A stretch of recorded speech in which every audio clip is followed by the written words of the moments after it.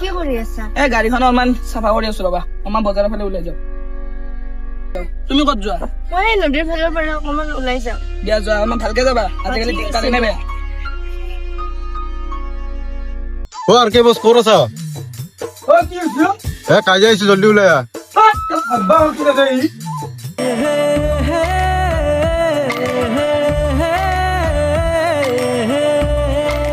আর কে মাতি আছে তো কারকে? কি হইছি